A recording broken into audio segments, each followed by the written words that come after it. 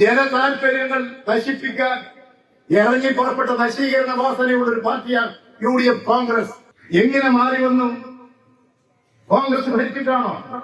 അതുകൊണ്ട് കേരള രാഷ്ട്രീയത്തിൽ കോൺഗ്രസിന്റെ ഇന്നത്തെ അവസ്ഥ ഇനിയും പരിതാപകരമാണ്. കേരളത്തിൽ മാത്രമല്ല, ദേശീയ അടിസ്ഥാനത്തിൽ കോൺഗ്രസ് ദുർബലമായി. ഇനി കോൺഗ്രസ് എന്ത് കണ്ടിട്ടാണ് ദേശീയ രാഷ്ട്രീയത്തിൽ ഒരു ബദൽ ശക്തിയായിട്ട് മത്സരിക്കുക? ഞങ്ങൾ ഈ കോൺഗ്രസ് നശിക്കണമെന്ന് ആഗ്രഹിക്കുന്നവരൊന്നുമല്ല. പക്ഷെ കോൺഗ്രസ് അവരുടെ നയങ്ങളും സമീപനങ്ങളും കൊണ്ട് നശിച്ചുകൊണ്ടിരിക്കുകയാണ്. ആ നയം കൂടുതൽ അവർ ശക്തിപ്പെടുത്തുന്നു, കൂടുതൽ നാശത്തിലേക്ക് പോയിക്കൊണ്ടിരിക്കുന്നു. അതാണ് ഇന്നത്തെ ഇന്ത്യൻ രാഷ്ട്രീയം. ഇന്ത്യയിൽ BJP അതിന്റെ ഫാസിസ്റ്റ് നവഫാസിസ്റ്റ് രീതികൾ അവലംബിച്ചുകൊണ്ടിരിക്കുകയാണ്. രാജ്യത്തിന്റെ സമാധാന ജീവിതം തകരുകയാണ്. BJPയുടെ നയങ്ങൾ ഇന്ത്യയിലെ ഒരു പ്രശ്നങ്ങൾക്കും പരിഹാരം കാണാൻ പര്യാപ്തമല്ല. ബീഹാറിൽ ഇപ്പോൾ BJP നിതീഷ് കുമാർ അധികാരത്തിൽ വന്നത് ഈ ബീഹാറിലെ ജനതയ്ക്ക് എന്ത് സംഭാവന നൽകിയിട്ടാണ്? എന്ത് ഭരണപരമായ സംഭാവന നൽകിയിട്ടാണ്? ഒരു പ്രശ്നമാണ് ഉയർത്തിയത്: മതവൈര്യം, മതവിദ്വേഷം, മതപരമായി ശത്രുതയുണ്ടാക്കി, വർഗീയ ധ്രുവീകരണം ഉണ്ടാക്കി, ഭൂരിപക്ഷ മതവികാരത്തെ ഉപയോഗപ്പെടുത്തി അധികാരം പിടിക്കുകയാണ്. അതാണ് ഇവിടെ ഗുജറാത്തിൽ ചെയ്തത്. ആ നയമാണ് ഇന്ത്യയിലാകെ നടപ്പിലാക്കിക്കൊണ്ടിരിക്കുന്നത്. അതിന്റെ ഭാഗമായിട്ടാണ് ഇപ്പോൾ ബീഹാർ ജനങ്ങൾക്ക് വേണ്ടി എന്ത് നിലപാട് സ്വീകരിച്ചു, ജനക്ഷേമകരമായ എന്ത് നടപടികൾ ആവിഷ്കരിച്ചു. ജനക്ഷേമകരമായ നടപടികളിലൂടെ പ്രവർത്തിച്ചുകൊണ്ടല്ല BJP അധികാരത്തിൽ വന്നിട്ടുള്ളത്. ഇപ്പോഴും അവർ തുടർന്നുകൊണ്ടിരിക്കുന്ന നയങ്ങൾ ജനാധിപത്യ വിരുദ്ധമാണ്, ഇന്ത്യൻ ഭരണഘടനയെ അട്ടിമറിക്കുന്നതാണ്, ന്യൂനപക്ഷ വിരുദ്ധമാണ്. അപകടകരമായ ഒരു സാഹചര്യത്തിലൂടെയാണ് BJP ഇന്ന് കടന്നുപോയിക്കൊണ്ടിരിക്കുന്നത്. അതുകൊണ്ട് ഇന്ത്യ ഇന്ന് അഭിമുഖീകരിക്കുന്ന പ്രശ്നങ്ങൾക്ക് പരിഹാരം കാണാൻ ജനങ്ങളുടെ മുമ്പിൽ ഒരു ഇടതുപക്ഷ നിരീക്ഷണം ശക്തിപ്പെടുത്തണം. ഇടതുപക്ഷ പ്രസ്ഥാനങ്ങൾ ശക്തിപ്പെട്ടാൽ മാത്രമേ ഇത്തരമൊരു സാഹചര്യത്തിൽ രാജ്യം അഭിമുഖീകരിക്കുന്ന പ്രശ്നങ്ങൾക്ക് പരിഹാരമുണ്ടാക്കാൻ സാധിക്കും. അത്തരമൊരു സാഹചര്യം സൃഷ്ടിച്ചെടുക്കാൻ ഇന്ത്യയിലെ ഇടതുപക്ഷ പാർട്ടികൾ, മതേതര പാർട്ടികൾ, ജനാധിപത്യ പാർട്ടികൾ കൂടുതൽ ഐക്യത്തോടുകൂടി മുന്നോട്ട് പോകണം. അതിന്റെ ഒരു സാമ്പിളാണ് ഈ കൊച്ചു കേരളത്തിൽ ഇന്ത്യയിൽ ഇടതുപക്ഷത്തിന്റെ സ്വാധീന ശക്തിയുടെ ഈ കേരളത്തിൽ നിലനിൽക്കുന്ന ഇടതുപക്ഷ ജനാധിപത്യ മുന്നണി. അത് ഇന്ത്യക്ക് മാതൃകയാണ്, ഇന്ത്യയുടെ ഭാവിക്ക് മാതൃകയാണത്. ഇന്ത്യയിലെ ഇടതുപക്ഷ ജനാധിപത്യ മുന്നണി ശക്തിപ്പെടുത്താൻ, ഇടതുപക്ഷ ജനാധിപത്യ പ്രസ്ഥാനങ്ങളെ ശക്തിപ്പെടുത്താൻ കേരളമാണൊരു മാതൃക. അതിൽ കേരളത്തിന്റെ ഭരണം ഒരു മാതൃകയാണ്. 3.5 കോടി മലയാളികളുടെ ജന്മനാടാണ് കേരളം. ആ കേരളം ഒരുപാട് ദുഃഖകരമായ അവസ്ഥകളിലൂടെ കടന്നു വന്നതാണ്. വിഷമകരമായ പ്രശ്നങ്ങൾ തരണം ചെയ്തു വന്നതാണ്. ആ കേരളത്തിൽ 2016 നിയമസഭാ തെരഞ്ഞെടുപ്പിൽ ഇടതുപക്ഷ ജനാധിപത്യ മുന്നണി അധികാരത്തിലേക്ക് വന്നു. കേരളത്തിന്റെ രാഷ്ട്രീയ ചരിത്രം നിങ്ങൾക്കൊക്കെ അറിയാം. മാറി മാറി വരുന്ന ഗവൺമെന്റുകളായി 5 കൊല്ലം ഭരിച്ച ഗവൺമെന്റ് അടുത്ത 5 കൊല്ലം മാറും. അങ്ങനെ മാറി മാറി വന്നിരുന്ന രാഷ്ട്രീയത്തെ കണ്ടുകൊണ്ട് 2016 ഇടതുപക്ഷം UDFനെ തോൽപ്പിച്ചുകൊണ്ട് അധികാരത്തിലേക്ക് വന്നു. UDF ധരിച്ചത് ഇനി വീണ്ടും 21 തെരഞ്ഞെടുപ്പ് വന്നാൽ ഞങ്ങൾ അധികാരത്തിലേക്ക് വരും.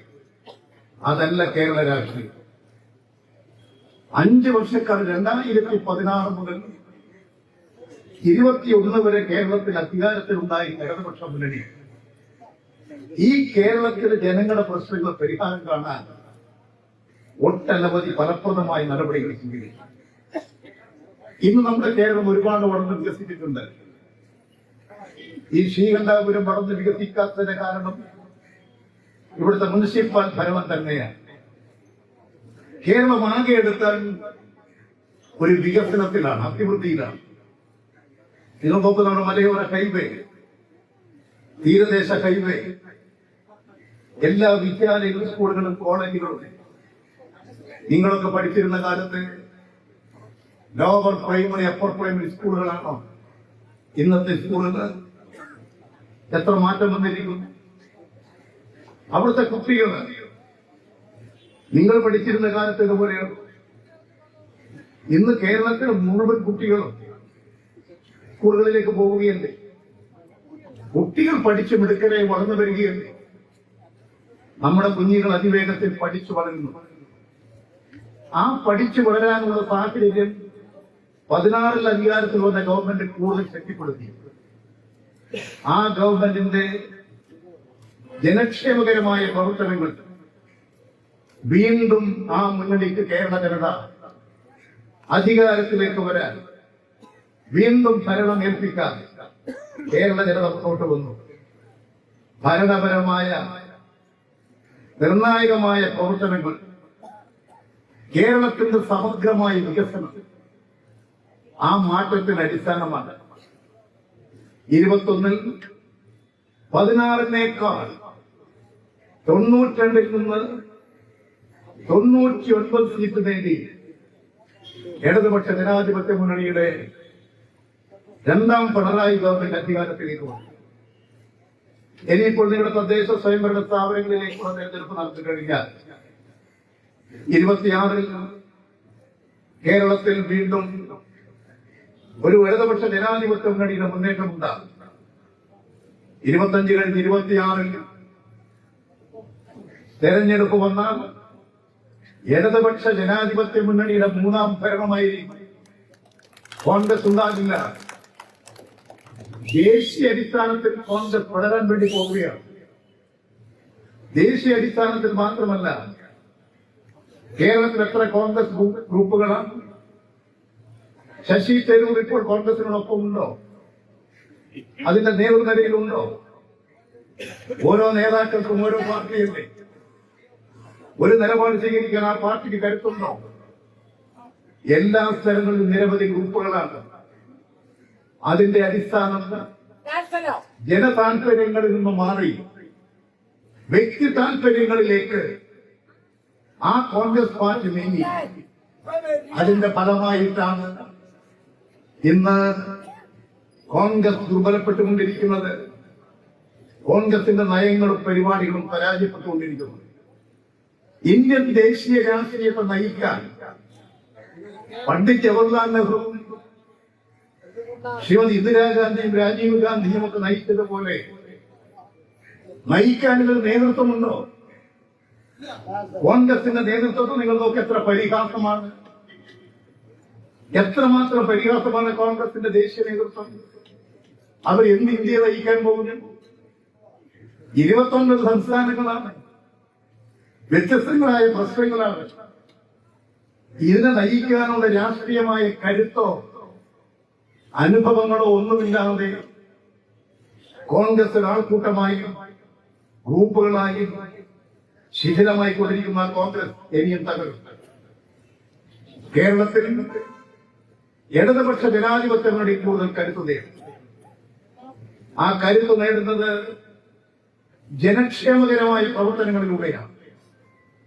നമ്മുടെ ഈ കേരളത്തിൽ ഇന്നത്തെ വളർച്ചയ്ക്ക് എന്താ അടിസ്ഥാനം? ഇടതുപക്ഷ ഭരണമാണ്. അതിപ്പോൾ ആരംഭിച്ചതല്ല. 1987-ൽ ഒന്നാം കേരള നിയമസഭാ തെരഞ്ഞെടുപ്പ്. ആ തെരഞ്ഞെടുപ്പിലാണ് കേരളത്തിലെ കമ്മ്യൂണിസ്റ്റ് പാർട്ടി ആദ്യമായി കേരളത്തിൽ അധികാരത്തിലേക്ക് വരുന്നത്. ആ കമ്മ്യൂണിസ്റ്റ് പാർട്ടി അധികാരത്തിൽ വരുന്നതിന് മുൻപ് തയ്യാറാക്കിയിട്ടുള്ള തെരഞ്ഞെടുപ്പ് മാനിഫെസ്റ്റോയിൽ പറഞ്ഞു, ഞങ്ങൾ അധികാരത്തിൽ വന്നാൽ അന്ന് ജനങ്ങൾ അനുഭവിക്കുന്ന പ്രശ്നങ്ങളാണ് ജന്മനാടുവാഴ്ത്ത വ്യവസ്ഥ, ജന്മിത്വ വ്യവസ്ഥ, വാരംപാട്ട വ്യവസ്ഥ, കുടിയൊഴിപ്പിക്കൽ, ഭൂമി ഒഴിപ്പിക്കൽ, ഭൂരഹിതരായിട്ടുള്ള ലക്ഷക്കണക്കിന് ജനങ്ങൾ. ആ പാവം കൃഷിക്കാർക്കും ജനങ്ങൾക്കും ഇടതുപക്ഷ ഗവൺമെന്റ്, കമ്മ്യൂണിസ്റ്റ് ഗവൺമെന്റ് സംരക്ഷണം കൊടുക്കും. വാരം പാട്ടം വ്യവസ്ഥ ഇല്ലാതാക്കും, ഒഴിപ്പിക്കൽ തടയും, ഭൂമി കൈവശക്കാർക്ക് കൊടുക്കും, കർഷകർക്കും കർഷക തൊഴിലാളികൾക്കും ഭൂമി കിട്ടും. കേരളത്തിൽ സമഗ്രമായ ഭൂപരിഷ്കരണം കൊണ്ടുവരും. ആ ഗവൺമെന്റിന്റെ, ആ കമ്മ്യൂണിസ്റ്റ് പാർട്ടിയുടെ തെരഞ്ഞെടുപ്പ് മേൽപ്പുത്രമാണ്. 57 തെരഞ്ഞെടുപ്പിൽ കമ്മ്യൂണിസ്റ്റ് പാർട്ടിയും സ്വതന്ത്രന്മാരും കൂടി ചേർന്നുകൊണ്ട് നിയമസഭയിൽ ഭൂരിപക്ഷം നേടിയ അധികാരത്തിൽ വന്നു. സഖാവിയമ്മ അധികാരത്തിൽ വന്നിട്ട് 5 ദിവസം കഴിയുമ്പോഴേക്കും കൊണ്ടുവന്ന ആദ്യത്തെ നിയമം വാരം പാട്ടം വ്യവസ്ഥ റദ്ദ് ചെയ്യുന്നു, കുടിയൊഴിപ്പിക്കൽ തടയുന്നു. വാരം പാട്ടം വ്യവസ്ഥയുടെ പേരിൽ ഒഴിപ്പിക്കൽ തടയുന്ന നിയമം നിയമസഭയിൽ പാസാക്കി. എല്ലാ കുട്ടികൾക്കും വിദ്യാഭ്യാസം കൊടുക്കാൻ ഇവിടെ പ്രായമുള്ളവരുണ്ടാകും. നിങ്ങൾക്ക് പഠിക്കണമെന്ന് ആഗ്രഹമില്ലഞ്ഞിട്ടല്ല, അന്ന് പഠിക്കാനുള്ള ഗതിയില്ല. ഒരു നേരത്തെ കഞ്ഞിവെള്ളത്തിന് ഗതിയില്ലാത്ത പാവങ്ങളായിരുന്നു. ഈ ശ്രീകണ്ഠാപുര മലയോര മേഖലകളിൽ, ഈ പ്രദേശങ്ങളിലെല്ലാം ഇതുപോലെ കോൺക്രീറ്റ് കെട്ടിടങ്ങളോ വീടുകളോ കെട്ടിടങ്ങളോ ഉണ്ടായിരുന്നു. ഓരമേന വീടുകള്, പുല്ലുമേന വീടുകള്, ചട്ടപ്പുരകളായിരുന്നു. അതായിരുന്നു കേരളം. അവിടെ കഴിഞ്ഞുകൂടുന്ന മനുഷ്യരായിരുന്നു ലക്ഷോപലക്ഷം. ആ ജനങ്ങളെ മുഴുവൻ ഭൂമിയുടെ ഉടമകളാക്കി അവർക്ക് മുഴുവൻ സംരക്ഷണം ഉറപ്പുവരുത്തി വിദ്യാഭ്യാസം നൽകാനുള്ള നടപടി സ്വീകരിച്ചു. ആ ഗവൺമെന്റിനെതിരായിട്ടാണ് കോൺഗ്രസ് വിമോചന സമരം അമേരിക്കൻ പണം വാങ്ങി കേരളത്തിൽ സംഘടിപ്പിച്ചത്. ആ ഗവൺമെന്റ് തകർന്നില്ല. ആ ഗവൺമെന്റിനെ കോൺഗ്രസ് പാർട്ടി തിരിച്ചുവിട്ടു കേന്ദ്ര ഭരണം. കേന്ദ്രത്തിന്റെ അധികാരം ഉപയോഗിച്ചുകൊണ്ട് നിയമസഭയിൽ ഭൂരിപക്ഷമുള്ള ഒരു ഗവൺമെന്റിനെ പിരിച്ചുവിട്ട പാർട്ടിയാണ് കോൺഗ്രസ്. ആ ഗവൺമെന്റ് പിരിച്ചുവിട്ടു. നീണ്ട 10 വർഷങ്ങൾക്ക് ശേഷം വീണ്ടും 67 സഖാവിയം ഐക്യമുന്നണി ഗവൺമെന്റ് കോൺഗ്രസിനെതിരായിട്ടുള്ള ഐക്യമുന്നണിക്ക് രൂപം കൊടുത്തു, അധികാരത്തിലേക്ക് വന്നു. അപ്പോഴേക്കും നേരത്തെ ഉണ്ടാക്കിയ ഭൂപരിഷ്കരണ നിയമങ്ങൾ കാർഷിക ബന്ധങ്ങൾ തകർത്തു കഴിഞ്ഞിരുന്നു.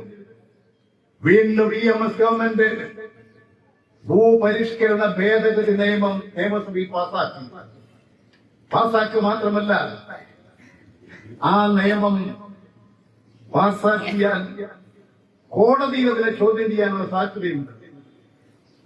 കാരണം ഭൂമി നഷ്ടപ്പെടുന്നവരെന്ന് പറയുന്ന ജന്മിമാർ, അവർ കോടതിയെ സമീപിച്ച്, അതുകൊണ്ടാണ് ബില്ല് ഇന്ത്യൻ ഭരണഘടനയുടെ കോടതിയിൽ ചോദ്യം ചെയ്യാൻ പറ്റാത്ത 9ാം പട്ടികയിൽപ്പെടുത്തി നിയമസഭ നിയമം പാസാക്കി. ആ നിയമത്തിനെതിരായി പലരും സുപ്രീം കോടതിയിൽ പോയി. അവർ പറഞ്ഞ് ഈ ഭൂപരിഷ്കരണം നടപ്പിൽ വരുത്തിയിരിക്കുന്നു. ഞങ്ങളുടെ കേസിൽ 1000 ഏക്കർ ഭൂമിയുണ്ട്, 300 ഏക്കർ ഭൂമിയുണ്ട്. ആ ഭൂമിയെല്ലാം മിച്ചഭൂമിയായി ഭൂമിയില്ലാത്ത ആളുകൾ കൊടുക്കുകയാണ്. ഞങ്ങളുടെ ഭൂമി പതിച്ചു കൊടുക്കുകയാണ്. ലക്ഷക്കണക്കിന് ആളുകളുടെ ഭൂമി ഞങ്ങളുടേതാണ്, കൈവശമുള്ള ഭൂമി ഞങ്ങളുടേതാണ്. അതെല്ലാം അവർക്ക് കുടികിടപ്പ് അവകാശം കൊടുക്കുകയാണ്. അതുകൊണ്ട് ഇത് ഞങ്ങളുടെ മൗലിക അവകാശത്തിന്റെ ലംഘനമാണ്. കോടതിയിൽ ചോദ്യം ചെയ്തു, കോടതിയിൽ വാദം നടന്നു. നമ്മുടെ കാസർഗോഡുള്ള ഒരു മഠാധിപതി ഞങ്ങളുടെ 300 ഏക്കർ ഭൂമി EMS ഗവൺമെന്റ് തട്ടിപ്പറിച്ചു, ഭൂമി ഇല്ലാത്തവർക്ക് കൊടുത്തു. ഇപ്പൊ കേരളത്തിൽ എല്ലാവരുടെയും കൈവശം ഭൂമിയാണ്. ഇത് ഞങ്ങളുടെ ഭൂമിയാണ്. ഭൂമിയില്ലാത്ത ആളുകൾക്ക് മുഴുവൻ ഭൂമി കിട്ടിയിരിക്കുന്നു. കുടികിടപ്പ് അവകാശം, ജന്മിത്വ വ്യവസ്ഥ അവസാനിപ്പിച്ചുകൊണ്ട് ഭൂമി ഉടമസ്ഥാവകാശം, മിച്ചഭൂമി 15 ഏക്കറിൽ കൂടുതൽ ഭൂമി മിച്ചഭൂമി, അത് മുഴുവൻ എടുത്ത് ജനങ്ങൾക്ക് വിതരണം ചെയ്തു. ആ നിയമത്തെ ചോദ്യം ചെയ്തു. പ്രശസ്തമായ കോടതിയിൽ ചോദ്യം ചെയ്ത വിഷയമായിരുന്നു. സുപ്രീം കോടതി 63 ദിവസം വാദം നടന്നു. അന്ന് കേരള ഗവൺമെന്റിന് വേണ്ടി സുപ്രീം കോടതിയിൽ ഫൾക്കിവാലയാണ് ഹാജരായി. ആ കേസിൽ അവസാനം 13 ജഡ്ജിമാരിൽ ഭരണഘടനാ ബെഞ്ച് വാദം കേട്ട് ആ വാദത്തിന്റെ അവസാനം 7 ജഡ്ജിമാര് പറഞ്ഞു, ഒരു സംസ്ഥാന ഗവൺമെന്റിന് ജനങ്ങൾക്ക് വേണ്ടി നിയമം നിർമ്മിക്കാൻ അവകാശമുണ്ട്. കേരളത്തിലെ ജനങ്ങൾക്ക് വേണ്ടിയാണ് അവർ നിയമം ഉണ്ടാക്കിയിരിക്കുന്നത്. ഇത് മൗലിക അവകാശമല്ല. ഈ ഭൂമി ഈ നാടിൻ്റെതാണ്. മിച്ചഭൂമി ഏറ്റെടുക്കുന്ന നടപടി ശരിയാണ്. അങ്ങനെയുള്ള ജനങ്ങൾക്ക് വേണ്ടിയിട്ടുള്ള ഒരു നിയമം പാസാക്കുമ്പോൾ അത് സംരക്ഷിക്കാനുള്ള ബാധ്യതയും ആ ഗവൺമെന്റിനുണ്ട്. 9ാം പട്ടികയിൽപ്പെടുത്തിയ നടപടി ശരിയാണ്. 7 ജഡ്ജിമാര് 6 പേര് പറഞ്ഞു ഭരണഘടനാ വിരുദ്ധമാണ്. ഭൂരിപക്ഷം അനുസരിച്ച് വിധി വന്നു.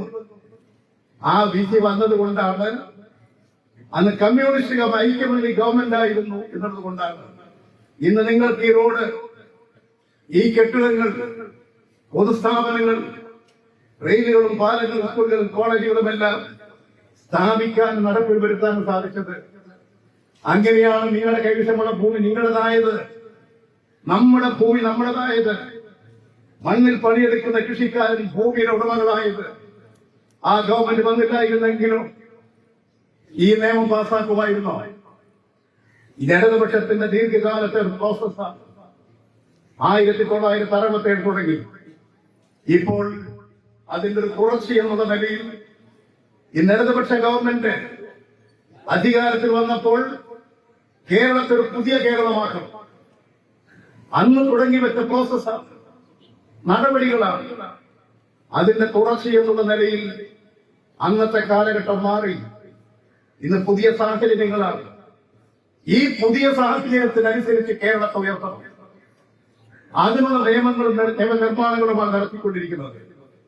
ഇന്നത്തെ നമ്മുടെ നാടിന്റെ പ്രശ്നം 2016 ഇടതുപക്ഷ ഗവൺമെന്റ് അധികാരത്തിൽ വന്നപ്പോൾ ആദ്യം പരിശോധിച്ചത് വീടില്ലാത്തവരെ കുറിച്ചാണ്.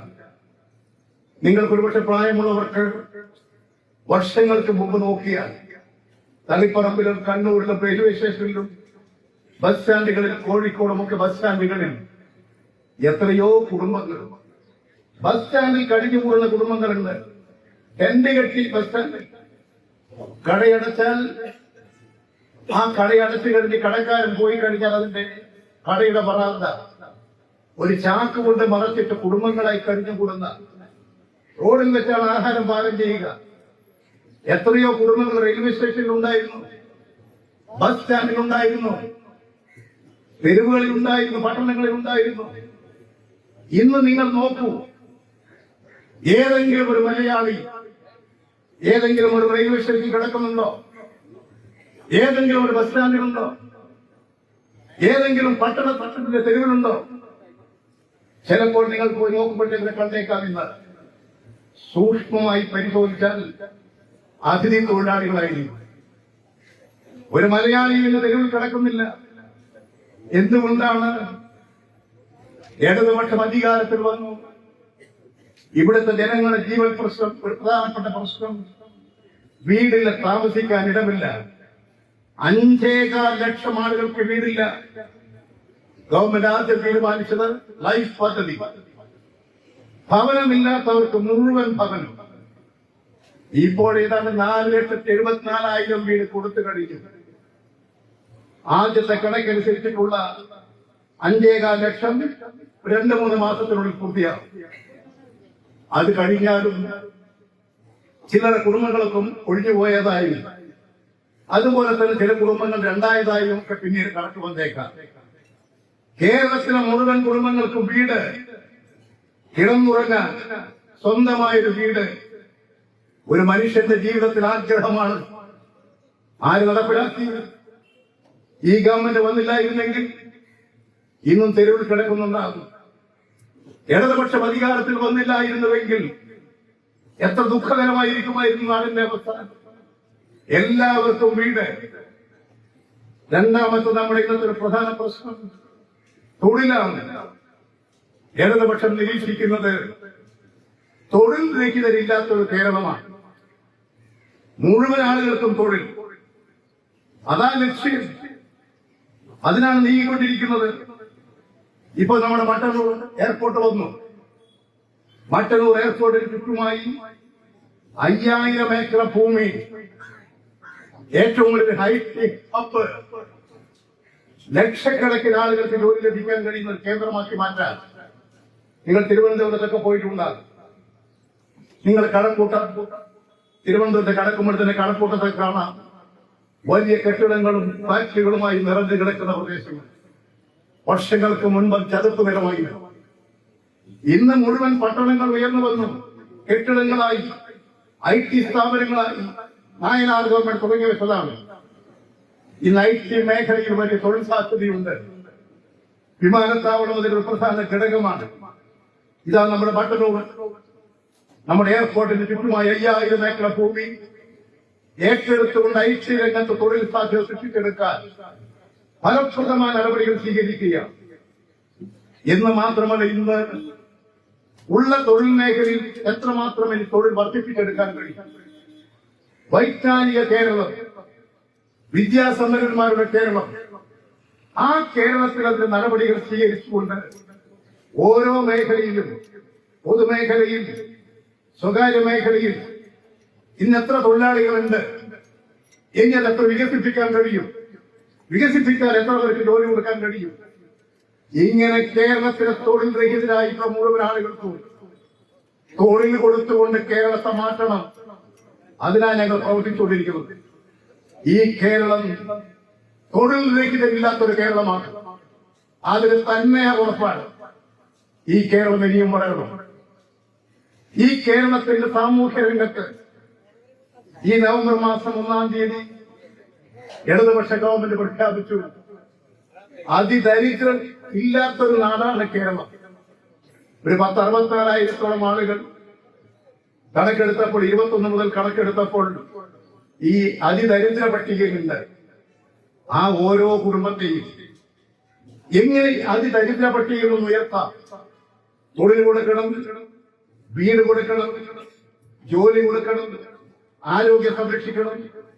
ഈ 64,000 ആളുകളെയും പ്രത്യേകം നിരീക്ഷിച്ച് ഓരോ പഞ്ചായത്തിലും പ്രത്യേകം എടുത്ത് അവരെ എല്ലാം അതിദരിദ്രമില്ലാത്ത പട്ടികയിലേക്ക് ഉയർത്തി. ഇനി അതിദരിദ്രരുടെ പട്ടികയിലേക്ക് ആരും കടന്നു വരാതിരിക്കത്തക്ക നിലയിലുള്ള നടപടികൾ സ്വീകരിച്ചു. അതിദരിദ്രമില്ലാത്തൊരു സംസ്ഥാനമാണ് ഇത് കേരളം. ഇന്ന് പട്ടിണിയുണ്ടോ? കേരളത്തിലെ ഏതെങ്കിലും ഒരു മലയാളി പട്ടിണി കിടക്കുന്നുണ്ടോ? എത്ര പേര് പട്ടിണി കിടന്നിട്ടുണ്ട് ഇവിടെ? രാവിലെ എഴുന്നേറ്റ കഞ്ഞിവെള്ളം കുടിച്ച്, പഴങ്കഞ്ഞി കുടിച്ച് വയലിൽ പോകുന്ന കൃഷിക്കാര് ഇത് കേരളത്തിലുണ്ടോ? എങ്ങനെ മാറി വന്നു? കോൺഗ്രസ് ഭരിച്ചിട്ടാണോ? കോൺഗ്രസിന്റെ നയനിർമ്മാണമാണോ? ഈ കേരളം പട്ടിണിക്കാരില്ലാത്തൊരു നാടാക്കി. ഒരു മലയാളിയും ഇനി കേരളത്തിൽ പട്ടിണി കിടക്കേണ്ടി വരില്ല. ആരോഗ്യ രംഗത്ത് ഒരുപാട് പ്രശ്നങ്ങളുണ്ട്, പടിപടിയായി പരിഹരിച്ചു വരികയാണ്. ഇന്ന് പ്രധാനപ്പെട്ട ഒരു വിഷയം ജീവിതശൈലി രോഗമാണ്. ക്യാൻസർ വർദ്ധിച്ചു വരുന്നു, കിഡ്നി, ലിവർ കംപ്ലൈൻസ്, ഇങ്ങനെയുള്ള ഒരുപാട് രോഗങ്ങൾ, ജീവിതശൈലി രോഗങ്ങൾ പെരുകുന്നു. ഓരോ മനുഷ്യന്റെയും ജീവിതക്രമങ്ങൾ, അതുപോലെ തന്നെ കൃത്യനിഷ്ഠയില്ലായ്മ, മറ്റു തരത്തിലുള്ള ആഹാരം, അതിന്റെയൊക്കെ ഫലമായി വിളിച്ചു വരുത്തുന്ന രോഗങ്ങളാണ്. അതുകൊണ്ട് നമ്മുടെ ആരോഗ്യ വകുപ്പ് ഇപ്പോൾ തീരുമാനിച്ചിട്ടുള്ള ഒരു കാര്യം, ഈ ജീവിതശൈലി രോഗങ്ങളിൽ നിന്ന് കേരളത്തെ വിമുക്തമാക്കാൻ, ഒരു 50% വിമുക്തമാക്കാൻ ഓരോ വീടുകളിൽ ആരോഗ്യ പ്രവർത്തകർ പോവുക, കഴിക്കുന്ന ആഹാരം എന്താണ്, അവരുടെ ജീവിതശൈലി എങ്ങനെയാണെന്ന് മനസ്സിലാക്കി ഓരോ കുടുംബത്തെയും ഈ ജീവിതശൈലി രോഗത്തിൽ നിന്ന് വിമുക്തമാക്കാൻ ഉപദേശങ്ങളും നിർദ്ദേശങ്ങളും സഹായങ്ങളും നൽകി ജീവിതത്തിൽ മാറ്റം വരുത്തിയെടുത്ത് അവരെ രോഗവിമുക്തരാക്കുക. ആ തരത്തിലുള്ള പ്രവർത്തനങ്ങൾ ശക്തിപ്പെടുത്തിയാൽ ഒരു 50% ജീവിതശൈലി രോഗങ്ങളിൽ നിന്നും നമ്മുടെ കേരളത്തെ വിമുക്തമാക്കാം. തീവ്ര പരിപാടികളിലാണ്. നമ്മുടെ ആശുപത്രികൾ പഴയ ആശുപത്രികളാണ്. പ്രാഥമിക ആരോഗ്യ കേന്ദ്രങ്ങൾ കുടുംബാരോഗ്യ കേന്ദ്രങ്ങളാക്കി. രാവിലെയും വൈകുന്നേരവും OP. കേരളത്തിന്റെ ജനസംഖ്യ വർദ്ധിക്കുന്നുണ്ട്. ആരോഗ്യരംഗം പ്രധാനപ്പെട്ട വിഷയമാണ്. കൂടുതൽ ശ്രദ്ധ പതിപ്പിക്കേണ്ട മേഖലയാണ്. അതുകൊണ്ട് തന്നെ ആശുപത്രികളും ചികിത്സാ സൗകര്യങ്ങളും വർദ്ധിപ്പിക്കണം. മാരകമായ പല രോഗങ്ങളുമുണ്ട്. ആ രോഗങ്ങളിൽ നിന്ന് മനുഷ്യനെ സംരക്ഷിക്കാൻ ഇന്ന് ഹൃദയ സംബന്ധമായ രോഗം പെരുകുന്നു. ഹാർട്ട് അറ്റാക്ക് വർദ്ധിക്കുന്നു. ലെൻസ് മാറ്റിവെക്കേണ്ടി വരുന്നു. എത്ര ലക്ഷം രൂപ വേണം? അങ്ങനെയുള്ള പാവങ്ങളെ രക്ഷിക്കാൻ, ചികിത്സാ സഹായം കൊടുക്കാൻ അതിവിപുലമായ ബൃഹത്തായ പദ്ധതികൾക്ക് രൂപം കൊടുത്ത് എല്ലാവരുടെയും ആരോഗ്യ സംരക്ഷണത്തിന് ചികിത്സാ സൗകര്യം മെച്ചപ്പെടുത്താൻ ഫലപ്രദമായ നടപടികൾ സ്വീകരിച്ച് പ്രവർത്തിക്കുകയാണ് ഇടതുപക്ഷ ഗവൺമെന്റ്.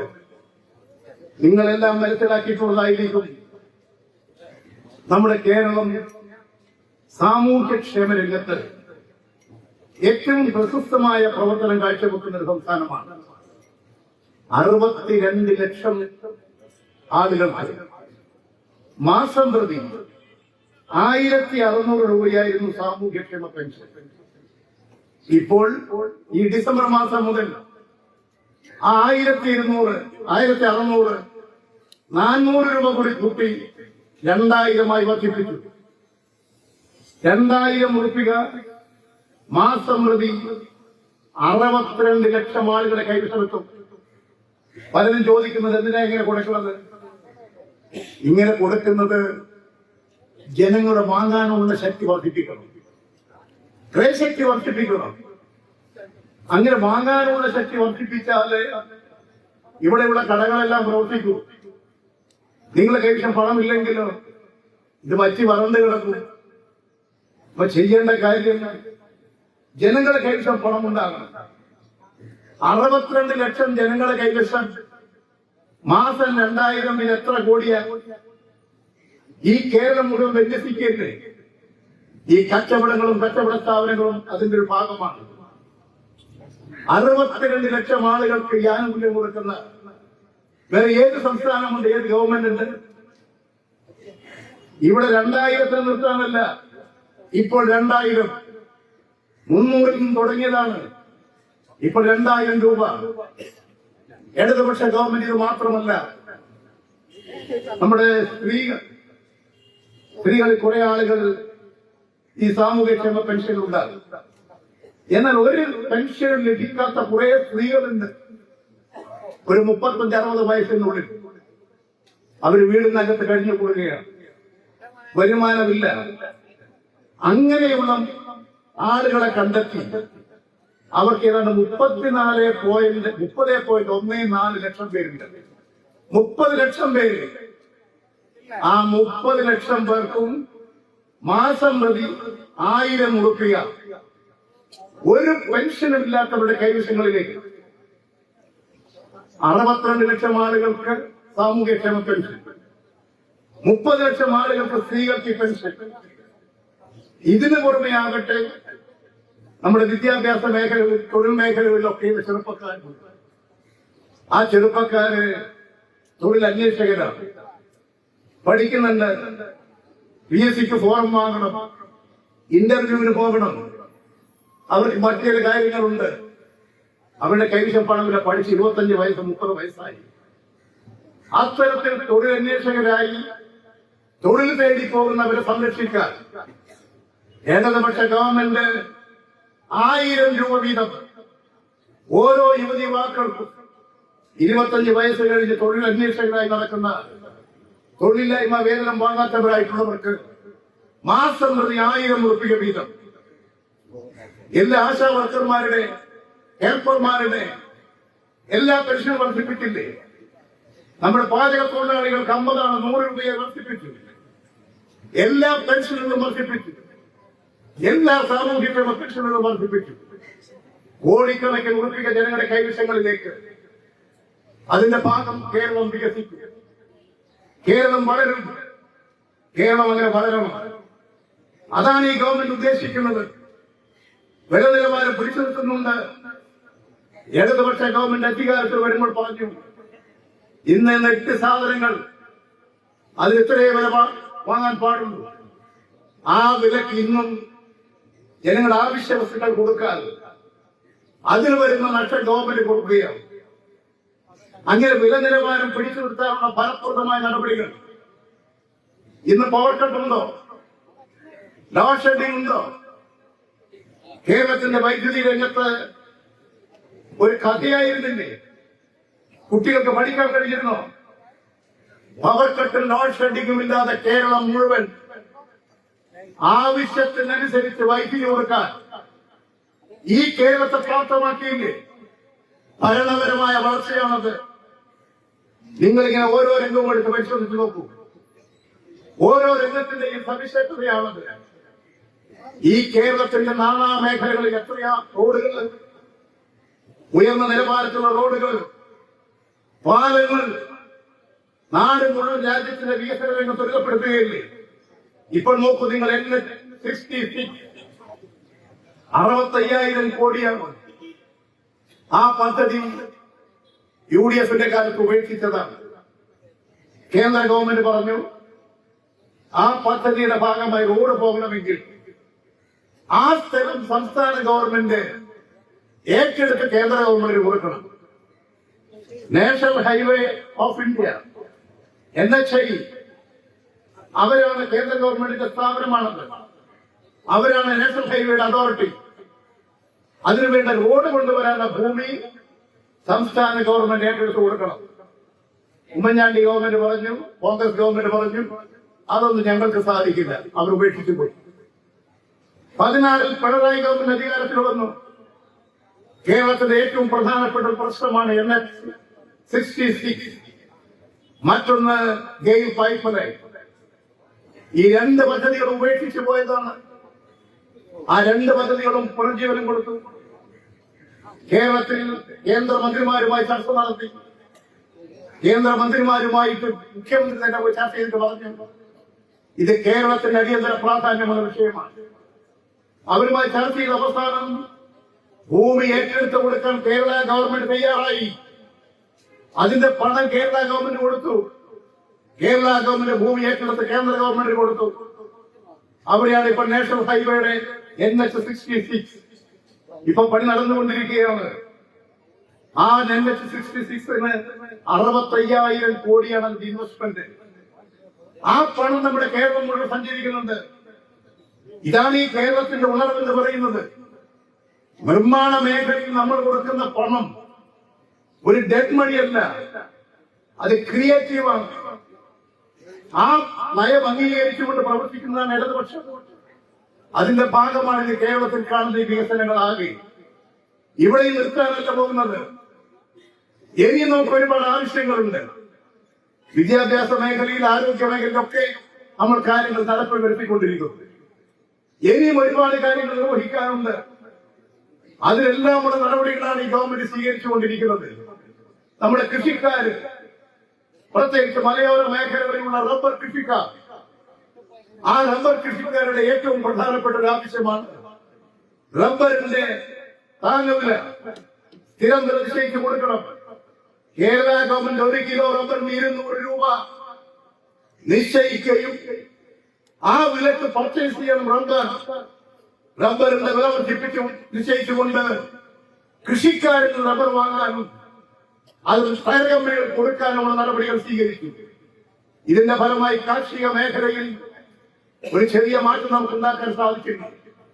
നെല്ല് സംഭരിക്കുന്നതിന്റെ വില മുഴുവൻ കൊടുത്തു തീർക്കുകയാണ്. കേരളത്തിന്റെ കാർഷിക മേഖല ഉത്പാദനം വർദ്ധിപ്പിക്കണം. നെല്ലിന്റെയും പച്ചക്കറിയുടെയും ഉത്പാദനം വർദ്ധിപ്പിക്കണം. നാളികേരത്തിന് നാടാണ് കേരളം. പക്ഷെ നാളികേരം കുറഞ്ഞു വരികയാണ്. 10 ലക്ഷം തെങ്ങിൻ തൈ കേരളത്തിലെ കൃഷിക്കാർക്ക് കൃഷി ഡിപ്പാർട്ട്മെന്റിലൂടെ കൊടുത്ത് ഈ നാളികേര കൃഷിയെ പ്രോത്സാഹിപ്പിക്കുക. സൗജന്യമായി നാളികേര കൃഷി, അതുപോലെ തന്നെ മുട്ടക്കോഴികളെ വളർത്തുക, ക്ഷീരോത്പാദനം, ഈ രംഗങ്ങളിലൂടെ എല്ലാം കേരളത്തിന്റെ പ്രാദേശികമായ മേഖലകളിൽ, ഗ്രാമീണ മേഖലകളിൽ പുതിയ ഉണർവും ജീവനും കൊടുത്തുകൊണ്ട് കേരളത്തെ നമുക്ക് ധന്യമാക്കണം. കാർഷിക രംഗത്ത് നമുക്ക് വേണ്ടി ഉത്പാദിപ്പിക്കണം. കേന്ദ്ര ഗവൺമെന്റ് നമുക്ക് തരേണ്ട ആനുകൂല്യങ്ങളൊന്നും തരുന്നില്ല. കേന്ദ്ര ഗവൺമെന്റ് തരേണ്ടുന്ന പണം തരുന്നില്ല, വികസനത്തിന് പണം തരുന്നില്ല. പക്ഷെ കേരള ഗവൺമെന്റ് അതിന്റെ ബുദ്ധിപരമായ കഴിവും ജനങ്ങളുടെ പിന്തുണയും കൊണ്ട് പദ്ധതികൾ ആവിഷ്കരിച്ചുകൊണ്ടാണ് മുന്നോട്ട് പോകുന്നത്. അതാണ് കിഫ്ബി. ബുദ്ധിപരമായ ചിന്തയുടെ ഭാഗമാണത്. ആ കിഫ്ബി നമ്മുടെ വികസനത്തിന് വേണ്ടി പണം സമാഹരിക്കുന്നു. ആ പണം സമാഹരിച്ച് വികസന രംഗങ്ങളിൽ ഉപയോഗിക്കുന്നു. അതുകൊണ്ടാണ് ആശുപത്രിയും സ്കൂളുകളും റോഡുകളും ഒക്കെ ഉണ്ടായത്. ഇത് മാത്രം പോരാ, ഇതിനു വേണ്ടിയിട്ടുള്ള നടപടികൾ സ്വീകരിക്കുന്നു.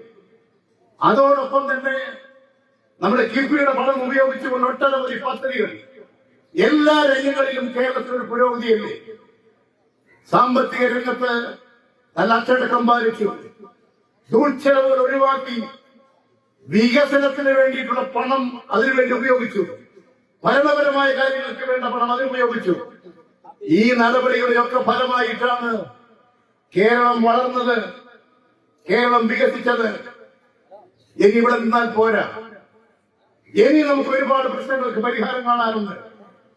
ആ ഓരോ പ്രശ്നങ്ങൾക്കും പരിഹാരം കാണാൻ ആവശ്യമായ നടപടികൾ സ്വീകരിച്ചുകൊണ്ട് കേരളത്തെ ഇനിയും ഉയർത്തിക്കൊണ്ടുവരിക. ഇപ്പൊ നമ്മുടെ സംസ്ഥാനം ഇന്ത്യയിൽ തന്നെ മറ്റൊരു സംസ്ഥാനത്തിനും നമ്മുടെ അടുത്ത് പോലും വന്നെത്താൻ കഴിയുന്നതല്ല. അടുത്ത് പോലും നിൽക്കാൻ കഴിയുന്ന സംസ്ഥാനങ്ങൾ ഇന്ത്യയിൽ മറ്റു സംസ്ഥാനങ്ങളില്ല. ഇവിടെ സമാധാനപരമായ അന്തരീക്ഷമുണ്ട്, വർഗീയ സംഘർഷങ്ങളില്ല, സാഹോദര്യമുണ്ട്. എല്ലാ ജാതി മതസ്ഥരായ ജനങ്ങളും ഏകോദര സഹോദരങ്ങളെ പോലെ ജീവിക്കുന്നു. ഇതാണോ UP? ഇതാണോ കർണാടകം? ഇതാണോ രാജസ്ഥാൻ? വർഗീയ കലാപങ്ങൾ, ക്രിസ്ത്യ മതവിഭാഗത്തിന് നേരെ ആക്രമണം, പള്ളികൾക്ക് നേരെ ആക്രമണം. ഉത്തർപ്രദേശിലെ മലയാളിയായ വൈദികരെ ജയിലിലിട്ടു. ഛത്തീസ്ഗഡിൽ കന്യാസ്ത്രീകള് ജീവിതം അർപ്പിച്ച് സേവനം നടത്തിക്കൊണ്ടിരിക്കുന്ന കന്യാസ്ത്രീകൾ 2 കുട്ടികളെയുമായി ആശുപത്രിയിലേക്ക് പോകുമ്പോഴാണ് RSS സംഘം വളഞ്ഞാക്രമിക്കുന്നത്. പോലീസ് അവരെ പിടിച്ച് ജയിലിലേക്ക് കൊണ്ടുപോയി. എത്ര ഭീകരമായിരുന്ന അവസ്ഥ! ക്രിസ്തീയ മതവിഭാഗത്തിന് നേരെ ആക്രമണം, ന്യൂനപക്ഷ മതവിഭാഗത്തിന് നേരെ ആക്രമണം. ആക്രമണം സംഘടിപ്പിക്കാൻ ഇപ്പോൾ വ്യാപകമായി തന്നെ RSS സംഘപരിവാർ പദ്ധതിയിടുകയാണ്. ചില ക്ഷേത്രങ്ങൾക്കുള്ളിൽ, ചില പള്ളികൾക്കടിയിൽ ക്ഷേത്രമാണ് എന്ന് പറഞ്ഞുകൊണ്ട് പള്ളികൾ പൊളിക്കാൻ, കലാപമുണ്ടാക്കാൻ സംഘടിതമായി നീങ്ങിക്കൊണ്ടിരിക്കുന്ന പല സംസ്ഥാനങ്ങളിലും സ്വൈര്യമായി സഞ്ചരിക്കാൻ സാധിക്കുമോ? അതാണോ കേരളം?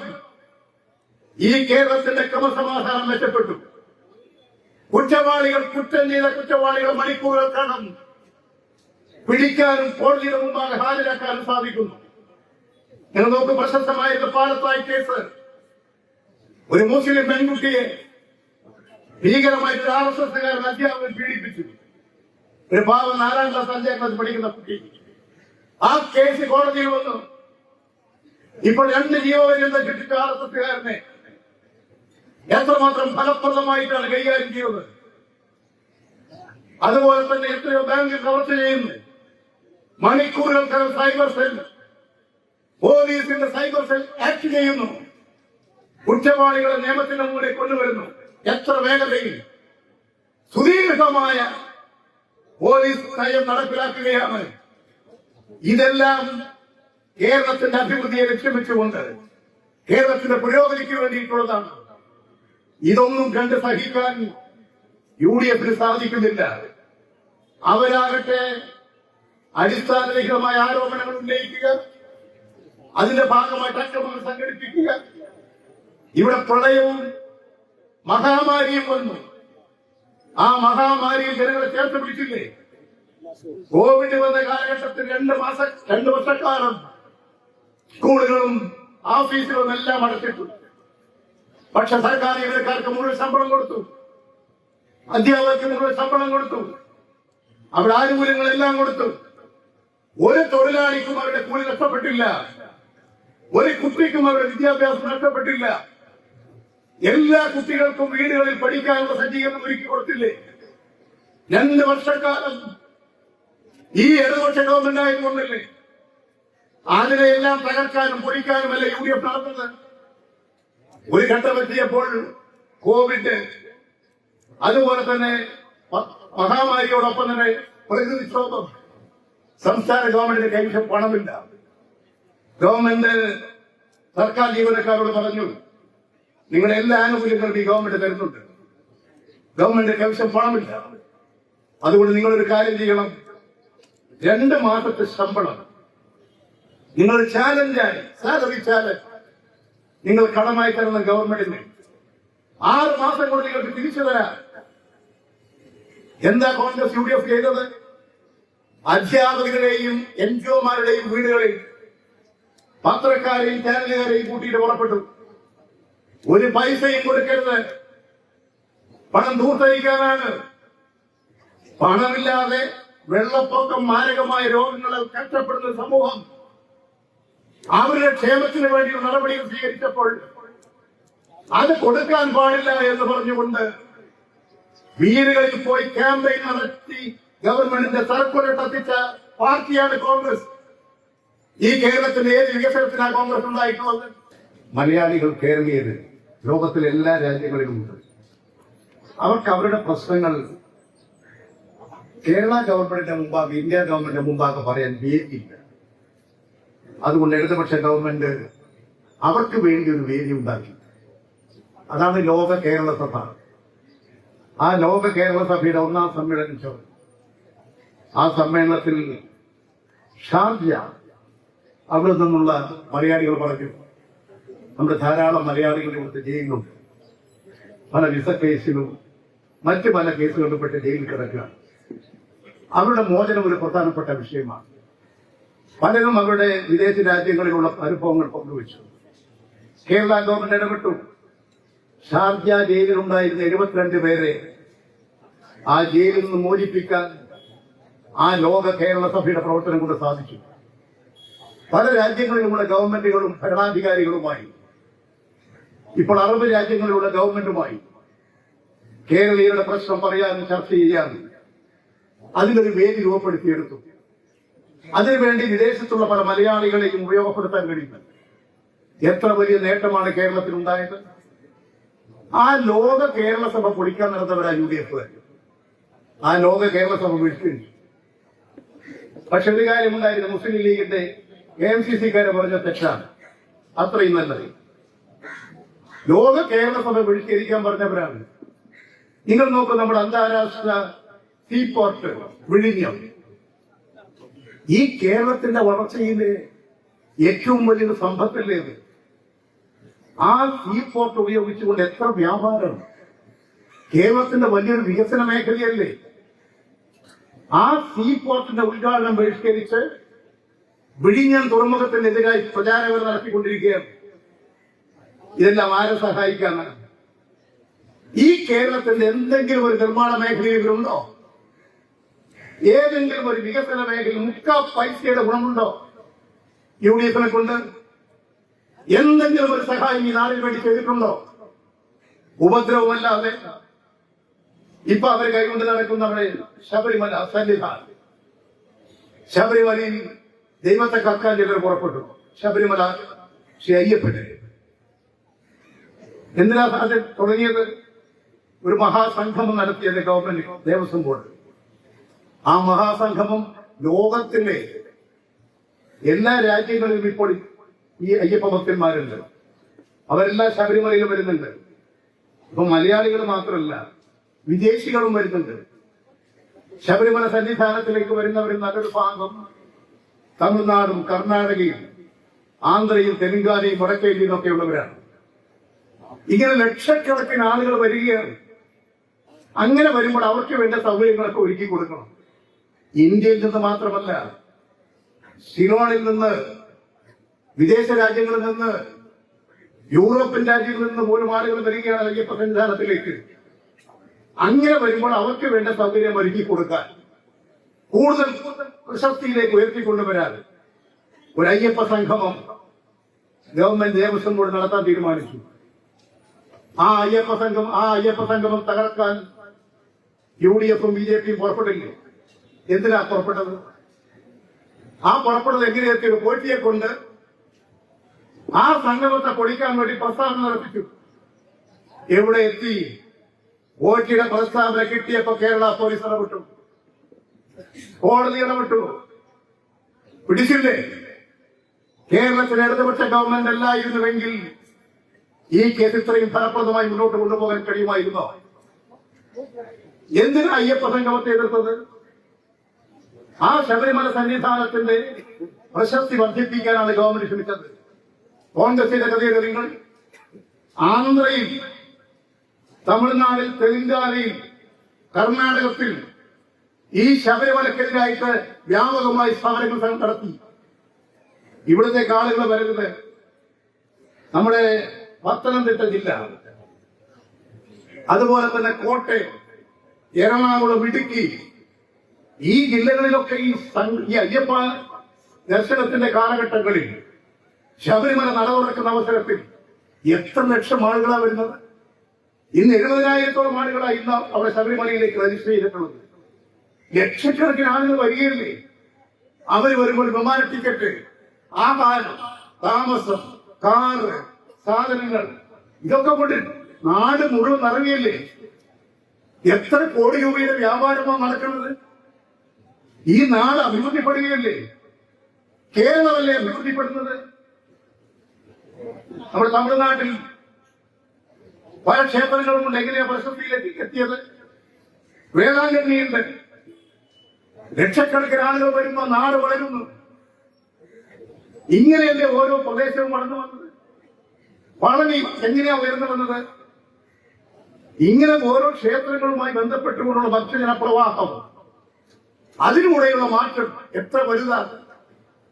അത് ഈ നാടിന് വേണ്ടി ഉപയോഗിക്കാനല്ലേ ഗവൺമെന്റ് തീരുമാനിച്ചത്? ആ അയ്യപ്പ സംഗമം പൊളിക്കാനല്ലേ പുറപ്പെട്ടത്? ഇത് കേരളത്തിന് വേണ്ടിയല്ലേ? ഇതേതെങ്കിലും ഒരു രാഷ്ട്രീയ പാർട്ടിയുടെ ഭാഗമാണോ? ഈ കേരളത്തിന്റെ വളർച്ചയിലെ നിങ്ങൾ എന്തിനാണ് ആന്ധ്രയിൽ സമരം നടത്തിയത്? ഈ ശബരിമല സന്നിധാനത്തിനെതിരായി കോൺഗ്രസിന്റെ AICC നേതൃത്വം കൊടുത്താണ് നടത്തിയത്. ആന്ധ്രയിലും തെലങ്കാനയിലും കർണാടകത്തിലും ഈ ശബരിമലയിലേക്ക് ആളുകൾ പോകരുത് എന്ന് പറഞ്ഞുകൊണ്ട് സമരം നടത്തിയ പാർട്ടിയാണ് കോൺഗ്രസ്. നിങ്ങൾക്കാരോടാണ് ബാധ്യത? ഈ കേരളത്തിൽ വളരണമെന്ന് ആഗ്രഹമുണ്ടോ? ഈ നാട് ജനങ്ങൾക്ക് അഭിവൃദ്ധി ഉണ്ടാകണമെന്ന് നിങ്ങൾക്ക് ആഗ്രഹമുണ്ടോ? ജനതാൽപര്യങ്ങൾ നശിപ്പിക്കാൻ ഇറങ്ങി പുറപ്പെട്ട നശീകരണ വാസനയുള്ള ഒരു പാർട്ടിയാണ് UDF കോൺഗ്രസ്. ആ കോൺഗ്രസ് രാജ്യത്തിന് ഒരു ശാപമാണ്. ആ കോൺഗ്രസിന്റെ നിലപാടുകൊണ്ട് ആ കോൺഗ്രസ് ഇനിയും തകരും. ഈ ഇവിടുത്തെ ശ്രീകണ്ഠാപുരം മുനിസിപ്പൽ പ്രദേശം തകരുന്നതിന് കാരണം ഈ UDF-ഉം കോൺഗ്രസുമാണ്. ഇവിടെ മുനിസിപ്പാലിറ്റി ആക്കിയതോടെ എന്താകുമാണ്? ഈ മുനിസിപ്പാലിറ്റി ആക്കി എല്ലാവരെയും നികുതി വർദ്ധിച്ചു, കച്ചവടക്കാരുടെ നികുതി വർദ്ധിപ്പിച്ചു, അവരുടെ വരുമാനത്തിന് നികുതി വർദ്ധിച്ചു. വേറെ എന്ത് നേട്ടമാണ് ഉള്ളത്? ഇവിടെ വല്ല വികസനവും നടന്നോ? എന്ത് നേട്ടമാണ് മുനിസിപ്പാലിറ്റി ആക്കിയതും ഉണ്ടായിട്ടുള്ളത്? ടാക്സ് വർദ്ധിപ്പിച്ചു, ജനങ്ങളെ മേലെ ചുമത്തി. പിന്നെ ചെയർമാൻ, മറ്റേ പ്രസിഡന്റാണ് പഞ്ചായത്ത് ചെയർമാൻ എന്നൊരു പേര്, പദവി. നിങ്ങൾ എന്തിനാണ് ഈ മുനിസിപ്പാലിറ്റി ആക്കിയത്? ഈ മുനിസിപ്പാലിറ്റി പഞ്ചായത്തിൽ അധികാരം പിടിക്കാൻ കഴിയില്ല. അതുകൊണ്ട് മുനിസിപ്പാലിറ്റി ആക്കി നാട്ടിലെ ജനങ്ങൾക്ക് നേരെ പഴയുകയല്ലേ ചെയ്തത്? ഇവിടെ എന്തെങ്കിലും വികസനം ഉണ്ടായോ? ഈ ശ്രീകണ്ഠാപുരം വികസിക്കണമെങ്കിൽ കേരളത്തിലെ ഗവൺമെന്റുമായി സഹകരിക്കുന്ന ഒരു ഭരണ സംവിധാനം വേണം. എന്നാലേ റോഡുണ്ടാകൂ, എന്നാലേ രാജ്യത്ത് പാലമുണ്ടാകൂ, എന്നാലേ വികസനം ഉണ്ടാകൂ. ഈ ശ്രീകണ്ഠാപുരം മേഖല വികസിക്കണമെങ്കിൽ കേരളത്തിൽ ഇടതുപക്ഷ മുന്നണി തന്നെ ഇവിടെ അധികാരത്തിൽ വരണം. അത് വരുന്നില്ലെങ്കിൽ ഇവിടെ വികസനം ഉണ്ടാകില്ല. ഈ നശീകരണ വാസനയും ജനപിന്തുണയില്ലാത്ത ഒരു ഭരണവും അധികാരത്തിൽ വന്നാൽ ഈ നാടിന് ഗുണം പിടിക്കില്ല. ഒരു വികസനം മുരടിച്ചിരിക്കുന്ന ഒരു പ്രദേശം, ഞാൻ യഥാർത്ഥത്തിൽ ആദ്യം ധരിച്ചത് ഇതൊക്കെ ഈ മുനിസിപ്പാലിറ്റിയുടേതാണെന്നാണ്. ഈ ടൗൺ സ്ക്വയർ സഖാവ് രാഘവൻ പറഞ്ഞപ്പോഴാണ് ഞാൻ തന്നെ അത്ഭുതപ്പെടുന്നത്. എന്തിനാ ഇവിടെ ഭരണം നടത്തുന്ന മുനിസിപ്പാലിറ്റി? എന്ത് ഭരണമാണ് ഇവിടെ നടക്കുന്നത്? നിങ്ങൾ ഇടതുപക്ഷം ഭരിക്കുന്ന പ്രദേശങ്ങൾ പോയി നോക്ക്. എത്രമാത്രം മാറ്റങ്ങളാണ്, വികസനമാണ്. ഇവിടെ നമുക്ക് ഈ പുഴയോരം എത്ര മനോഹരമാക്കാം. ഇവിടെ നമ്മുടെ നാട്ടിൽ തന്നെ മാലിന്യ നിർമ്മാർജ്ജനം കേരളത്തിലെ ഇടതുപക്ഷ മുന്നണി ഗവൺമെന്റ് നയമാണത്. എല്ലാവർക്കും ശുദ്ധ വെള്ളം കിട്ടണം, കുടിവെള്ളം കിട്ടണം. ഇപ്പൊ കുടിവെള്ളത്തിലൊക്കെ അണുക്കൾ വരുന്നുള്ള പ്രശ്നം ഉയർന്നു വരുന്നുണ്ട്. എല്ലാവർക്കും ശുദ്ധീകരിച്ച വെള്ളം കിട്ടണം. ഇന്ന് നാടിന്റെ ആവശ്യമാണ്. ജലനിധി ഉപയോഗപ്പെടുത്താൻ കഴിയണം. ഇവിടെ ഇനിയും എത്രയോ റോഡുകൾ, കൗതുക കേന്ദ്രങ്ങൾ ഉണ്ടാക്കണം, ടൂറിസ്റ്റ് കേന്ദ്രങ്ങൾ ഉണ്ടാക്കണം. ഇതിന് ചുറ്റുപാടുള്ള പ്രദേശങ്ങൾ വളരെ വികസന സാധ്യതയുള്ളതാണ്. ടൂറിസം വികസിപ്പിക്കാൻ കഴിയുന്നതാണ്. നമ്മുടെ ഈ പുഴയോരത്ത് തന്നെ എത്രയോ ബോട്ട് ക്ലബ്ബുകൾ നമുക്ക് നിർമ്മിക്കാൻ കഴിയും. വിദേശങ്ങളിൽ നിന്നുള്ളവരെ ആകർഷിക്കാൻ കഴിയും. ഈ പ്രദേശത്തല്ലാത്തവരെ ആകർഷിക്കാനും അതുവഴി കച്ചവട വ്യാപാരം വർദ്ധിപ്പിക്കാൻ കഴിയും. ഇതിന് വല്ല ചിന്തയും ഈ മുനിസിപ്പാലിറ്റിക്കുണ്ടോ? എന്താണ് ഇവിടെ വികസനം? എവിടെയെങ്കിലും ഒരു ഫ്ലൈ ഓവർ ഉണ്ടോ? എവിടെയെങ്കിലും ഒരു യാത്രാ പ്രശ്നം പരിഹരിച്ചിട്ടുണ്ടോ? ഏതെങ്കിലും ഒരു റോഡിന്റെ ബ്ലോക്ക് പരിഹരിച്ചിട്ടുണ്ടോ? ഒരു പഞ്ചായത്തിന്റെ പോലും സാധ്യതയില്ലാത്ത പ്രദേശത്തെ മുനിസിപ്പാലിറ്റിയാക്കി ജനങ്ങൾക്ക് പഴയിട്ടു. ജനങ്ങളെ ടാക്സ് വർദ്ധിപ്പിച്ചു, കച്ചവടക്കാരുടെ ടാക്സ് വർദ്ധിപ്പിച്ചു, ഇൻകം ടാക്സ് വർദ്ധിപ്പിച്ചു. വേറെ എന്ത് നേട്ടമാണ് ഉണ്ടാക്കിയത്? കേരള ഗവൺമെന്റ് കൊടുക്കുന്ന പണം ഫലപ്രദമായി ഉപയോഗിച്ചു. ഇവിടെ കേരള ഗവൺമെന്റ് കൊടുക്കുന്ന പണം ഫലപ്രദമായി ഉപയോഗിക്കുന്നില്ല. അതുകൊണ്ട് വികസനം മുരടിപ്പിച്ചിട്ടുള്ള ഒരു തദ്ദേശ സ്വയംഭരണ സ്ഥാപനമാണ് ശ്രീകണ്ഠാപുരം. അതുകൊണ്ട് ഞങ്ങൾ ഇടതുപക്ഷക്കാരോട് മാത്രമല്ല, ഇവിടുത്തെ എല്ലാ കച്ചവടക്കാരോടും നിങ്ങളുടെയൊക്കെ സഹകരണം വേണം. ഈ ശ്രീകണ്ഠാപുരം മുനിസിപ്പാലിറ്റിയായി ഇനി ഇങ്ങനെ നശിക്കരുത്. ഇനി എന്തൊക്കെ വേണം നിങ്ങളുമായിട്ടൊക്കെ ചർച്ച ചെയ്യാൻ ഞങ്ങൾ ആഗ്രഹിക്കുകയാണ്. എല്ലാ കച്ചവടക്കാരുമായി ചർച്ച ചെയ്ത് അവരുടെ എല്ലാ അഭിപ്രായങ്ങൾ കേട്ട് ഇനി എന്ത് വേണം ഈ ശ്രീകണ്ഠാപുരത്ത്? ഈ ശ്രീകണ്ഠാപുരത്ത് ഗതാഗതം എങ്ങനെയായിരിക്കണം? എന്തൊക്കെ ആകർഷണ കേന്ദ്രങ്ങൾ ഉണ്ടാകണം? ഏതെല്ലാം ടൂറിസ്റ്റ് കേന്ദ്രങ്ങൾ ഡെവലപ്പ് ചെയ്തെടുക്കണം? കാർഷിക മേഖലയുണ്ട്, ഇവിടെ റബ്ബർ കൃഷിക്കാരുണ്ട്, ഇവിടെ വ്യവസായങ്ങളില്ല. ഇവിടെ അനുയോജ്യമായ വ്യവസായങ്ങൾ ആരംഭിക്കണം. ടയർ ഫാക്ടറികൾക്ക്, ഒട്ടനവധി ഫാക്ടറികൾക്ക് സാധ്യതയുണ്ട്. ഇന്ന് ഇലക്ട്രിക്കൽ ഗ്ലൗസ്, സർജിക്കൽ ഗ്ലൗസ് ഇതൊക്കെ നിർമ്മിക്കാൻ കഴിയാവുന്ന വ്യവസായങ്ങൾ ആരംഭിക്കണം. ശ്രീകണ്ഠാപുരത്ത് പ്രത്യേകിച്ച് ഒരു വ്യവസായവുമില്ല. പുതിയ സംരംഭം ആരംഭിക്കണം. ഇതാരംഭിക്കണമെങ്കിൽ ഒരു തദ്ദേശ സ്വയംഭരണ സ്ഥാപനമല്ലേ മുൻകൈ എടുക്കേണ്ടത്? ഇവിടെ എന്തൊക്കെ സാധ്യതകളുണ്ട്? ഒരു സാധ്യതയും ഇന്ന് വരെ ഉപയോഗപ്പെടുത്താൻ ഈ മുനിസിപ്പാലിറ്റിക്ക് സാധിച്ചിട്ടില്ല. അതുകൊണ്ട് ഞങ്ങൾ ജനങ്ങളോട് അഭ്യർത്ഥിക്കുന്നു, സംസ്ഥാനം ഭരിക്കുന്ന ഗവൺമെന്റ് അതുമായി സഹകരിക്കുന്ന ഒരു ഭരണം ഈ ശ്രീകണ്ഠാപുരത്തുണ്ടായാൽ നിങ്ങളുടെ 31 വാർഡുകളിലും സർവതോന്മുഖമായ വികസനം നിങ്ങൾക്ക് എന്താണോ വേണ്ടത് അത് വാർഡിനുണ്ടാകും. നിങ്ങൾക്ക് എന്ത് വേണം നിങ്ങൾ പറഞ്ഞാൽ മതി. നിങ്ങളുടെ വാർഡിൽ നിങ്ങൾക്ക് എന്ത് വേണം? തെരഞ്ഞെടുക്കപ്പെടുന്ന ജനപ്രതിനിധികൾ പറയൂ, അതവിടെ നടപ്പിലാക്കിയിരിക്കും. എന്ത് വേണം ശ്രീകണ്ഠാപുരത്തിന് ചോദിച്ചാൽ മതി. അത് തരാൻ കഴിയുന്ന ഒരു ഗവൺമെന്റ് നമുക്കുണ്ട് ഇവിടെ. ആ തരത്തിൽ പ്രവർത്തിക്കുന്ന, ആ ഗവൺമെന്റിന്റെ നയങ്ങൾക്കനുസരിച്ച് പ്രവർത്തിക്കുന്ന ഒരു ഭരണ സംവിധാനം ഇവിടെ ഉണ്ടായാലേ വികസനം ഉണ്ടാകൂ. ആ വികസനം ഉണ്ടാക്കിയെടുക്കണം. ഇവിടെയാണെങ്കിൽ നമുക്ക് ആകെ പുതിയ പുതിയ കോളേജുകൾ ആരംഭിക്കാനുള്ള സാധ്യതയുണ്ട്. വിദ്യാഭ്യാസ മേഖലയിൽ നമുക്കിവിടെ ഉണ്ടാക്കിയെടുക്കണം. ആരോഗ്യരംഗത്ത് ആശുപത്രികൾ വേണം, നമുക്കിവിടെ ഉണ്ടാക്കണം. സ്വകാര്യ മേഖലയെയും പൊതുമേഖലയെയും ഒരുപോലെ വികസിപ്പിക്കണം. അതിന് കഴിയത്തക്ക നിലയിൽ നാടിന്റെ നന്മയാണ് പ്രശ്നം, ജനങ്ങളുടെ താല്പര്യമാണ് പ്രശ്നം. അതിലൂടെ കേരളം വികസിക്കണം. ഇനി നമുക്കുള്ള എല്ലാ പ്രശ്നങ്ങളും പരിഹരിച്ച് ഒരു പുതിയ കേരളം, പട്ടിണിയും ദാരിദ്ര്യവും കഷ്ടപ്പാടുമില്ലാത്ത സന്തോഷം ഞങ്ങൾക്ക് കൊടുക്കുന്ന ഒരു നാട്, അത് സൃഷ്ടിച്ചെടുക്കലാണ് ഇടതുപക്ഷ ഗവൺമെന്റിന്റെ ലക്ഷ്യം. ഒരു കുട്ടിക്കും രോഗമുണ്ടാകരുത്. പ്രായാധിക്യമുള്ളവരുടെ എണ്ണം വർദ്ധിക്കുന്നു, ബാലമരണം കുറഞ്ഞു വരുന്നു കേരളത്തിൽ. ആ പ്രായസ്ഥരായ ആളുകളെ എല്ലാം ചേർത്ത് പിടിക്കണം.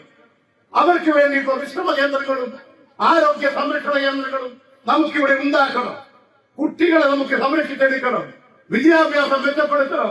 അങ്ങനെ സമ്പൂർണമായ ഒരു വളർച്ച, ഐശ്വര്യ സമ്പുഷ്ടമായ ഒരു കേരളം നമുക്കിവിടെ സൃഷ്ടിക്കാം. ശ്രീകണ്ഠാപുരം അതിനൊരു കേന്ദ്രമാക്കി നമുക്ക് മാറ്റാം. ഈ കാർഷിക മേഖല, കൃഷിക്കാരുടെ നാട്, ഐതിഹാസികമായ സമര ചരിത്രമുള്ള നാട്, അതിന്റെ എല്ലാ അർത്ഥത്തിലും ഈ ശ്രീകണ്ഠാപുരം ഇടതുപക്ഷത്തിൽ നിങ്ങൾ കരുത്തു നൽകൂ.